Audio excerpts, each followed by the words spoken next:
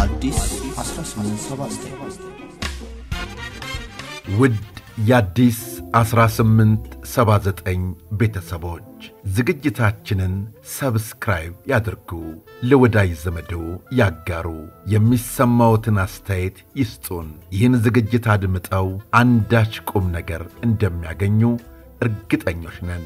እነሆ ወደ ታሪካችን፣ ወደ ወጋችን፣ ወደ ጫወታችን እንለፍ። ስለ ቤተሰብነቱ ከልብ እናመሰግናለን። አዲስ 1879 ይህ የአዲስ 1879 የግርጌ ማስታወሻ ነው።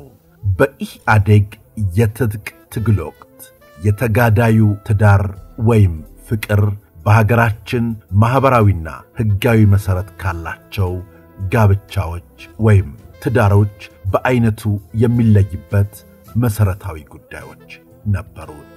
አንደኛ፣ ትዳሩ አንዳችም ዐይነት ቁሳዊ ስጦታዎች ያልነበሩት፣ በዚህም መሠረት የኢኮኖሚ ምንጭ የሆነ ወገን ስለሌለ የሚያሳየው የበላይነት የሌለበት ትዳር መሆኑ ቀዳሚ ያደርገዋል። ለጋብቻው መሠረቱ መፈላለግ ብቻ እንደሆነ ሁሉ ለፍቺውም አለመፈላለግ ብቻ በቂ መሆኑ፣ ትዳሩ ጥምረት፣ ጥንድነት ተብሎ ለነገሩ ይገለጽ እንጂ ተራርቆ መኖር የበረታበት፣ በአብዛኛው ካልተጋቡት የሚለዩበት ነገር ቢኖር ደብዳቤ አጻጻፋቸው ላይ ነው። ፍቅሬ ወይም ውድ ባለቤቴ ብለው የሚጽፉለት ሰው መኖሩ ብቻ ነው። የበረሃው ትዳር ለበረሃው የትጥቅ ትግል 100% የተገዛ፣ በየዕለቱ በሚጋፈጡት ሞት ወይም መስዋዕትነት ጥላ ስር ያለ መሆኑም የተለየ ያደርገዋል። ከበረሃው ጥንድነት ታሪኮች ለዛሬ የተወሰኑትን እናቀርባቸዋለን። የበረሃው ጥንድነት ታሪክ ውስጥ የሰራዊት ፍቅር ይጠቀሳል። የኢህአዴግ ሰራዊት እርስ በርሱ ካንተ በፊት እኔ ልሰዋ አይነት ብርቱ ጓዳይ ፍቅር የሚገለጽበት ነው። ያንዳንዱ የሰራዊት አባል ከሰራዊቱ በሕይወት መለየትን አይመርጥም። የቆሰሉ ጓዶች በጦር ክፍላቸው ከሚደረግላቸው ሕክምና የበለጠ ሕክምና ወደሚያገኙበት ማዕከል ሄደው እንዲታከሙ ሲደረግ ከጦር ክፍላቸው ተለይተው ለመቆየት አንዳቸውም ፍላጎት ስለሌላቸው ወደ የደጀን ሕክምና ማዕከል መሄድን ይቃወማሉ። ሄደውም ሕክምናቸውን ሳይጨርሱ ሐኪም ሳያሰናብታቸው ጠፍተው ወደ ጦር ክፍላቸው የሚመለሱም ብዙ ናቸው። ወንዶች እንኳን ሲቆስሉ ነው ከጦር ክፍላቸው ተለይተው የሚቆዩት።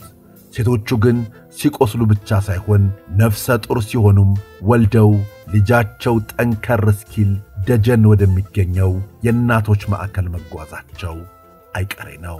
በዚህ ምክንያት ከዓመት በላይ ከጦር ክፍላቸው ተለይቶ ከመቆየት ይልቅ ነፍሰ ጡርነታቸውን ሸሽገው ውጊያ ላይ መሰዋትን ይመርጡ ነበር። የኢህዲኗ ሰርካለም ነፍሰ ጡርነቷን ሸሽጋ ስትዋጋና ስታዋጋ ቆይታ ነው ቆስላ የተማረከችው። ቁስለኛነቷና ነፍሰ ጡርነቷ ላይ ተይዛ በጽናት አይቀሬውን መሥዋዕትነት መክፈሏ በጓዶቿ ውስጥ ተራ ቁጭትን ሳይሆን የማይናወጥ ጽናትን እንደ ሐውልት ማቆም የቻለችም ሆናለች። ከዚሁ ከሰራዊት ላለመለየት የሚከሰቱ ሁኔታዎችን በተመለከተ ከሚጠቀሱ ገጠመኞች የአንዲት ጓዲት መጠቀስ ያለበት ነው። መጸነሷ ከጦር ክፍሏ የሚለያት መሆኑ በእጅጉ አንገብግቧታል፣ ቆጭቷታልም። ይህች ጓዲት በዚሁ የቁጭት ፈረስ ግልቢያ ስታስስ አንድ መፍትሔ ያገኘች መሰላት። ሌላ ጓዲትም እንዲህ ብላ ትነግራታለችም።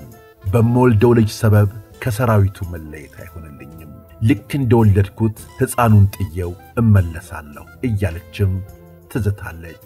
ይህች ጓዲት ቀኗ ደርሶ ስትወልድም ይችኛዋ ጓዲት ልክ እንደወለድኩ አደርገዋለሁ ብለሽ የነገርሽኝ ነገር ታዲያ ለምን አታደርጊም ብላ ጠየቀቻት። ፉከራዋን፣ ዛቻዋን፣ እናትነቷ የወላዳ አንጀቷ አሸንፎታልና አይ እስቲ ትንሽ ቆየት አደግ ይበል በማለት ነበር የመለሰችው። ሌላው የበረሃው ጥንድነት ደግሞ መተላለፍ ነው። ራያ አካባቢ ተመድቦ በመስራት ላይ የሚገኝ አንድ ጓድ ማዕከላዊ ትግራይ ተመድባ ወደምትሰራው ባለቤቱ ጋር ለመሄድ ፍቃድ ይጠይቃል። አጭር ፍቃድ ተሰጥቶት ጉዞ ይጀምራል። ማዕከላዊ ትግራይ የምትገኘው ባለቤቱም እሱ ጋር ለመሄድ ፍቃድ ጠይቃ እሱ ወደሷ ለመሄድ በተነሳበት ቀን እሷም እሱ ጋር ለመምጣት ተነሳች። እሷ ወደዚህ ስትመጣና እሱ ወደዚያ ሲሄድ መንገድ ላይ አማካይ ስፍራ ላይ ምግያሽ ወይም በጉዞ ላይ ያሉ ጓዶች ሲረባቸው አብልቶ ሲመሽባቸው አሳድሮ የሚሸኛቸው የመስተንግዶ ጣቢያ አለ። አትገጣጠሙ ሲላቸው እንጂ ሁለቱም ሲጓዙ ውለው እዚያ ምግያሽ ተመግበውና አድረው ነበር። የዕለት ዕለት እንደተላለፉ ጉዞአቸውን ቀጠሉ። ጓዱ ከጓዲቷ ምድብ ደርሶ የታለች ጓዴ የታለች ውዴ ብሎ ይጠይቃል። ፈቃድ ወስዳ እሱ ጋር እንደሄደች ቢነገረውም የለም ዋሽታችሁኛል ብሎ ለያዥ ለገናሽ አስቸገረ። ወይ ተሰውታ አሊያም ከርታ ጠፍታ ነው እንጂ ብሎ ያዙኝ ልቀቁኝ ሆነ። የሚገርመው እሷም ከሱ ምድብ ቦታ ደርሳ ባታገኘው ልክ እንደሱ ተሰውቶም ሆነ ከርቶም ከሆነ ቁርጡን ንገሩኝ እንጂ መንገዳችን አንድ ሆኖ እንዴት እንተላለፋለን ብላ ሙግት ገጠመቻ። አጭር ፍቃድ ለዚያውም ዳግም ቶሎ የማይገኝ በመተላለፍ ማለፉስ ባይቆጭ አይንገበግም። በኢህአዴግ ድርጅት ጋብቻ በተፈቀደ በዓመቱ የልጅ አባትና እናት የሆኑ ቁጥራቸው ቀላል አልነበረም። እንዴ ከምኔው ብለው ብዙዎችም ተገርመዋል። ምክንያቱም ፍቅሩም ትዳሩም የሚካሄደው በየዕለቱ በሚያንዣብበው ሞት ወይም መስዋዕትነት ድባብ ስር በመሆኑ ነው።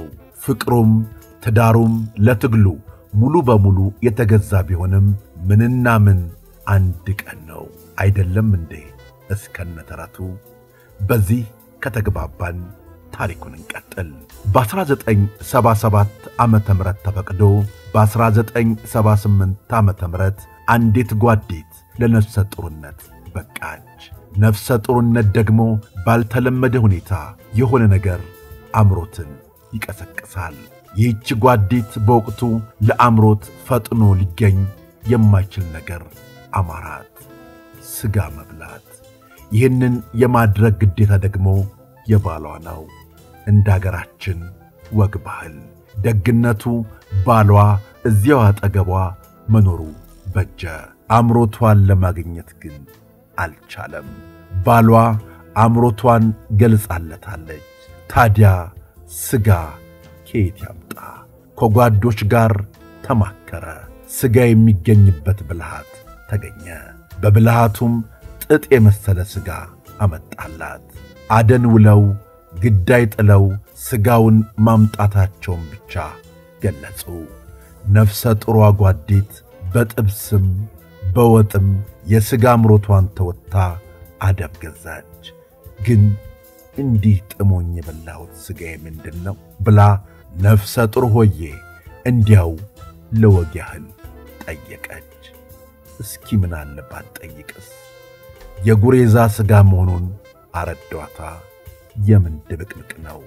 ሰንጋ ወይም ኮርማ ከሰማይ ለአምሮቷ እንዲወርድ ጠብቃም ከሆነ ስህተቱ የሷው ነው። እነዚህ ታሪኮች በ17 ዓመቱ የትጥቅ ትግል ወቅት የተከናወኑ ምጥን የበረሃ ጥንድነት ታሪኮች ናቸው። ታሪኮቹ ብዙ ናቸው። ወደፊት እንደ አይነቱ መጣን እያደረግን እናቀርባቸዋለን። ውድ ቤተሰቦቻችን ስለ አብሮነታችሁ ስለ ወዳጅነታችሁ ከልብ እናመሰግናለን። በቀጣይ እንዲሁ እንዳማረብን ተመልሰን መጣለን። እናመሰግናለን። አዲስ 1879